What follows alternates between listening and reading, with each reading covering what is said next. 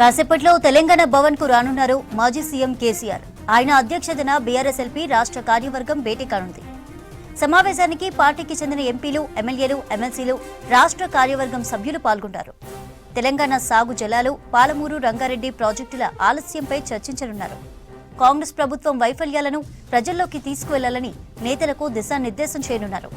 పంచాయతీ ఎన్నికలపై నేతలతో రివ్యూ చేయనున్నారు కేసీఆర్. పోలవరం నల్లమల్ల సాగర్ లింక్ పేరుతో ఏపీ కుట్రను భేటీలో చర్చించే అవకాశం కనిపిస్తోంది. ఏపీ ప్రయోజనాలు కాపాడేందుకు పరోక్షంగా కాంగ్రెస్ సర్కార్పై పోరాటానికి పిలుపునివ్వనున్నట్లుగా తెలుస్తోంది. ఇప్పటికే తెలంగాణ భవన్లో కేటీఆర్, హరీష్ రావు చేరుకున్నారు. నిన్ననే ఎర్రవల్లి ఫామ్ హౌస్ నుంచి నందినగర్లోని నివాసానికి వచ్చారు కేసీఆర్. కాసేపట్లో తెలంగాణ భవన్ కు రానున్నారు మాజీ సీఎం కేసీఆర్. ఆయన అధ్యక్షతన బీఆర్ఎస్ ఎల్పీ రాష్ట్ర కార్యవర్గం భేటీ కానుంది. సమావేశానికి పార్టీకి చెందిన ఎంపీలు, ఎమ్మెల్యేలు, ఎమ్మెల్సీలు, రాష్ట్ర కార్యవర్గం సభ్యులు పాల్గొంటారు. తెలంగాణ సాగు జలాలు, పాలమూరు రంగారెడ్డి ప్రాజెక్టుల ఆలస్యంపై చర్చించనున్నారు. కాంగ్రెస్ ప్రభుత్వం వైఫల్యాలను ప్రజల్లోకి తీసుకువెళ్లాలని నేతలకు దిశానిర్దేశం చేయనున్నారు. పంచాయతీ ఎన్నికలపై నేతలతో రివ్యూ చేయనున్నారు కేసీఆర్. పోలవరం నల్లమల్ల సాగర్ లింకు పేరుతో ఏపీ కుట్రను భేటీలో చర్చించే అవకాశం ఉంది. ఏపీ ప్రయోజనాలు కాపాడేందుకు పరోక్షంగా కాంగ్రెస్ సర్కార్పై పోరాటానికి పిలుపునివ్వనున్నట్లు తెలుస్తోంది. ఇప్పటికే తెలంగాణ భవన్ కి కేటీఆర్, హరీష్ రావు చేరుకున్నారు. నిన్ననే ఎర్రవల్లి ఫామ్ హౌస్ నుంచి నందినగర్లోని నివాసానికి వచ్చారు కేసీఆర్. మరిన్ని అప్డేట్స్ శ్రీనివాస్ లైవ్ ద్వారా అందిస్తారు. శ్రీనివాస్, ప్రెజెంట్ కేసీఆర్ ఎక్కడున్నారు? ఎన్ని గంటలకి భేటీ స్టార్ట్ కానుంది? ప్రెజెంట్ అంటే కరెక్ట్ అజెండా ఏంటి మీటింగ్ కి సంబంధించి?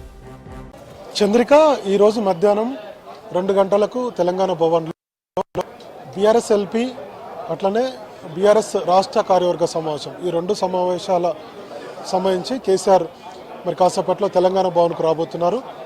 ఆయన 2 గంటలకు సమావేశం అవుతుంది కాబట్టి 1:50 అట్లా తెలంగాణ భవన్కు చేరుకుంటారు. ప్రస్తుతం కేసీఆర్ నందినగర్లో తన ఇల్లు మనకు తెలిసినటువంటి విషయమే, నందినగర్లో ఉన్నారు. మరి కాసేపట్లో తెలంగాణ భవన్కు చేరుకుంటారు. నిన్న సాయంత్రమే ఎర్రవల్లి ఫామ్ హౌస్ నుంచి నందినగర్కి వచ్చారు. రాత్రి నందినగర్లోనే ఉన్నారు. మధ్యాహ్నం 2 గంటలకు ఇక్కడ సమావేశం ఉంది కాబట్టి తెలంగాణ భవన్కు వస్తారు. ఇక ఎజెండా విషయానికి వస్తే, రాష్ట్ర ప్రభుత్వం కొత్తగా అంటే కాంగ్రెస్ ప్రభుత్వం ఏర్పాటై 2 సంవత్సరాలు పూర్తయింది. అప్పటి వరకు గత కొన్ని రోజుల నుంచి కూడా బీఆర్ఎస్ వర్గాలు చెప్తున్నాయి, మేము ఒక 2 ఏళ్ల పాటు కాంగ్రెస్ పార్టీకి సమయం ఇచ్చాము. ఎన్నికల్లో ఇచ్చినటువంటి హామీలకు సంబంధించి కావచ్చు, లేదంటే ఇతర సంక్షేమ కార్యక్రమాలకు సంబంధించి, లేదంటే రాష్ట్ర ప్రయోజనాలకు సంబంధించినటువంటి అంశాల మీద 2 ఏళ్ల పాటు కాంగ్రెస్ పార్టీకి సమయం ఇచ్చాం కాబట్టి ఇప్పుడు 2 ఏళ్ళు పూర్తయింది. ఇక ప్రజల పక్షాన పోరాటానికి సిద్ధమవుతున్నామని చెప్పి గత కొన్ని రోజుల నుంచి కూడా బీఆర్ఎస్ నాయకులు చెప్తూ వస్తున్నారు. సో అందులో భాగంగా ఒక 5-6 అంశాలు ఎజెండాగా ఉన్నప్పటికీ ఒక 3 అంశాలను మనం చెప్పుకోవచ్చు. ఒకటి, ముఖ్యంగా ఆంధ్రప్రదేశ్ రాష్ట్రం తెలంగాణకు సంబంధించి గోదావరి, కృష్ణ నీళ్లను అక్రమంగా ఉపయోగించుకోబోతుంది. ఇది రాష్ట్ర ప్రభుత్వం చూస్తూ ఊరుకుంటుంది. కేంద్ర ప్రభుత్వంలో ఆల్రెడీ బీజేపీ తోటి ఆంధ్రప్రదేశ్ ప్రభుత్వం, తెలుగుదేశం ప్రభుత్వం ఉంది కాబట్టి ఇక్కడ తెలంగాణకు అన్యాయం జరగబోతుంది. ఈ ప్రాజెక్టులను, ఈ నీటి కేటాయింపులను అడ్డుకోవాలనేది ప్రధాన ఎజెండా. అందులో గతంలో మనం చూసాం, పోలవరం నుంచి బనకచర్లకు దాదాపుగా 80,000 కోట్ల రూపాయలతో ఆంధ్రప్రదేశ్ ప్రభుత్వము గోదావరి నీళ్లను తీసుకువెళ్లాలన్నటువంటి ఆలోచన చేసింది. దానికి కేంద్ర ప్రభుత్వం ఒప్పుకోలేదు. అటు మన తెలంగాణ ప్రభుత్వం కూడా ఢిల్లీలో ఒత్తిడి చేయడం, తర్వాత బీఆర్ఎస్ కూడా కొంతమేర రాష్ట్ర ప్రభుత్వం మీద ఒత్తిడి తీసుకురావడం, దీంతో ఆ ప్రతిపాదన అనేది వెనక్కి వెళ్ళింది. అయితే ఇంకొక అంశం ఏంటంటే, ఇప్పుడు మళ్ళీ పోలవరం నల్లమల్ల సాగర్ పేరుతోటి ఒక లింక్ ఏదైతే ఉందో అది, దానివల్ల గోదావరి జలాలను తీసుకువెళ్ళేటువంటి ఒక కార్యక్రమం జరుగుతుంది, అక్రమంగా తరలిస్తున్నారనేది బీఆర్ఎస్ ప్రధాన ఆరోపణ. అట్లనే పాలమూరు రంగారెడ్డికి సంబంధించి బీఆర్ఎస్ ఉన్నప్పుడు 91 టీఎంసీల నీటి కేటాయింపులు చేస్తే ఇప్పుడు సుమారుగా 40 నుంచి 45 టీఎంసీలకి కేంద్ర ప్రభుత్వం దగ్గర తెలంగాణ ప్రభుత్వం ఒప్పుకుంటుంది అన్నటువంటి విషయాలు. ఈ 2 అంశాల మీద ఈరోజు కేసీఆర్ బీఆర్ఎస్ ఎల్పీ సమావేశంలోనూ అట్లనే రాష్ట్ర కార్యవర్గ సమావేశంలో నేతలకు దిశానిర్దేశం చేస్తారనేది బీఆర్ఎస్ నేతలు చెప్తున్నటువంటి మాట. ఇక దీంతో పాటు ముఖ్యంగా బీఆర్ఎస్ అధికారం కోల్పోయిన తర్వాత 2023లో అధికారం కోల్పోయింది. అధికారం కోల్పోయిన తర్వాత 10 మంది ఎమ్మెల్యేలు కాంగ్రెస్ పార్టీలో చేరారు. మొన్న జరిగినటువంటి ఆ తర్వాత జరిగినటువంటి పార్లమెంట్ ఎన్నికల్లో కూడా పెర్ఫార్మెన్స్ ఏం లేదు, 3వ స్థానానికి బీఆర్ఎస్ పడిపోయింది. ఆ తర్వాత జరిగినటువంటి జూబ్లీహిల్స్ ఉప ఎన్నికల్లో కూడా ఘోరమైనటువంటి ఓటమిని చవిచూసింది. ఈ మధ్య జరిగినటువంటి గ్రామ పంచాయతీ ఎన్నికల్లో కూడా, సరే ఇది పార్టీ ఎన్నికలు కాకపోయినప్పటికీ బలపరిచినటువంటి అభ్యర్థులు పూర్తి స్థాయిలో కొంతమేర పెర్ఫార్మెన్స్ ఉన్నప్పటికీ అనుకున్న స్థాయిలో లేదనేది బీఆర్ఎస్ ఆలోచనగా ఉంది. కాబట్టి పార్టీని సంస్థాగతంగా బలోపేతం చేయాలి. సభ్యత నమోదు అట్లనే జిల్లా మండల కమిటీలు రాష్ట్ర కమిటీలు ఇవన్నీ కూడా ఏర్పాటు చేసి కాంగ్రెస్ పార్టీ ఇచ్చినటువంటి ఎన్నికల్లో ఇచ్చినటువంటి హామీల మీద పోరాటం చేయాలనేది ఒక కార్యాచరణగా ఉంది. దీని మీద కూడా ఒక కార్యాచరణ ప్రకటించేటువంటి అవకాశం ఉంది. సో ఈ రెండు ముఖ్యమైనటువంటి అంశాలు. ఇంకొక వైపు కాంగ్రెస్ పార్టీ మీద ఒక కార్యాచరణ ప్రకటిస్తారని మనకున్నటువంటి సమాచారం. అదేంటంటే మహబూబ్నగర్లో ఉమ్మడి మహబూబ్నగర్ జిల్లాలో ఒక బహిరంగ సభ ఏర్పాటు చేయాలని నదీ జలాల విషయానికి సంబంధించి. సో రాష్ట్ర ప్రభుత్వం సీరియస్గా దృష్టి పెట్టట్లేదు, కేంద్ర ప్రభుత్వం మీద ఒత్తిడి తీసుకురావట్లేదు. సేమ్ టైంలో ఆంధ్రప్రదేశ్ ప్రభుత్వం అక్రమంగా ప్రాజెక్టులు నిర్మాణం చేసి తెలంగాణలో ఉన్నటువంటి అంటే గోదావరి కృష్ణా నీటిని తరలించేటువంటి ప్రయత్నాలు చేస్తున్నారు. కాబట్టి దీన్ని అడ్డుకోవడం లేదనేటువంటిది ఇట్లాంటి ఒక 3-4 అంశాల మీద ఈరోజు సుదీర్ఘంగా కేసీఆర్ బీఆర్ఎస్ఎల్పీ సమావేశాలు అంటే బీఆర్ఎస్ఎల్పీ సమావేశం అంటే అందులో ఎమ్మెల్యేలు ఉంటారు, ఎమ్మెల్సీలు ఉంటారు, ఎంపీలు ఉంటారు.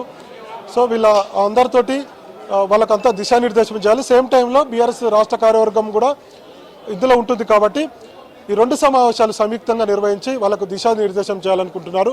సో ఈ 2 సమావేశాల అనంతరం కేసీఆర్ 5 గంటలకు కనుక ఈ సమావేశం పూర్తయితే 5 గంటలకు తెలంగాణ భవన్లోనే మీడియా సమావేశం ఏర్పాటు చేయబోతున్నారు. చాలా రోజుల తర్వాత ఈ మీడియా సమావేశం కేసీఆర్ ఏర్పాటు చేయబోతున్నారు. ఇందులో ఆసక్తి ఏంటంటే ఏ అంశాలను తీసుకోబోతున్నారు. ఒకటేమో గోదావరి కృష్ణా నీటిని ఆంధ్రప్రదేశ్ ప్రభుత్వము ఆంధ్రప్రదేశ్ పునర్వ్యవస్థీకరణ చట్టాన్ని ఉల్లంఘించి వాడుకుంటుంది అనేటువంటి ఒక ఆరోపణ అయితే, ఇంకొక వైపు కాంగ్రెస్ ప్రభుత్వం మీద ఏమైనా కార్యాచరణ ఉంటుంది హామీల అమలు మీద అనేటువంటి విషయాలు కూడా చూడాలి. సో కేసీఆర్ ప్రెస్ మీట్ అయితే 5 గంటలకు ఉందంటున్నారు.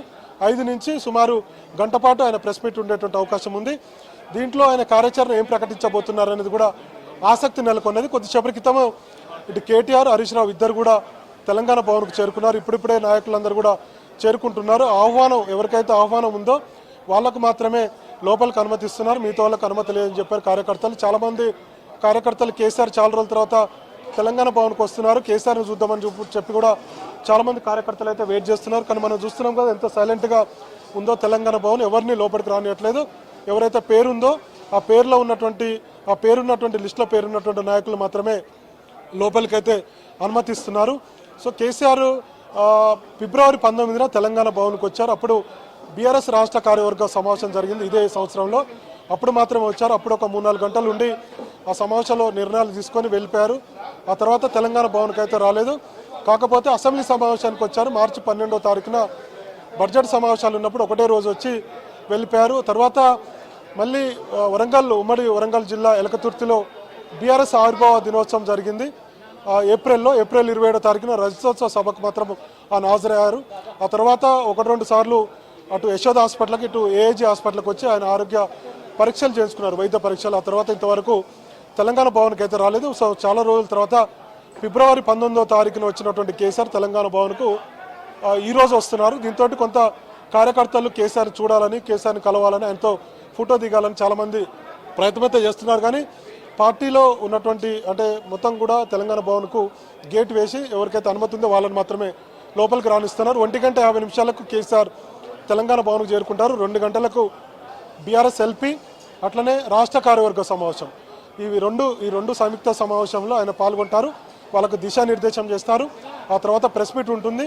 తర్వాత ఒక కార్యాచరణ కేసీఆర్ ప్రకటించబోతున్నారు. ఆ కార్యాచరణ ఏందనేది కూడా అటు బీఆర్ఎస్ వర్గాలు, రాష్ట్రంలో రాజకీయ వర్గాలు అటు కాంగ్రెస్ కానీ బీజేపీ కానీ ఇంకా మిగతా పబ్లిక్ కూడా కొంత ఆసక్తితో ఉన్నారు. చాలా రోజుల తర్వాత కేసీఆర్ తెలంగాణ భవన్కి వస్తున్నారు, ప్రెస్ మీట్ కూడా పెట్టబోతున్నారు. కాబట్టి ఏం మాట్లాడబోతున్నారు అనేది కొంత ఆసక్తి ఉంది. ఎందుకంటే ఇన్ని రోజులు ఆయన నియోజకవర్గమైనటువంటి గజ్వేల్ ఫామ్ హౌస్కే పరిమితమై ఉన్నారు. కాబట్టి ఏం మాట్లాడతారు, ఎట్లా ఉండబోతుంది కార్యాచరణ అనేది కూడా కొంత ఆసక్తి అయితే ఉంది. చూడాలి మరి కేసీఆర్ ఏ అంశాలను ఎట్లాంటి కార్యాచరణ రూపొందించబోతున్నారు, ప్రజల్లోకి ఎట్లా వెళ్ళబోతున్నారు అనేది అయితే మనకు 5 గంటల తర్వాత తెలిసేటువంటి అవకాశం ఉంది. చంద్రిక.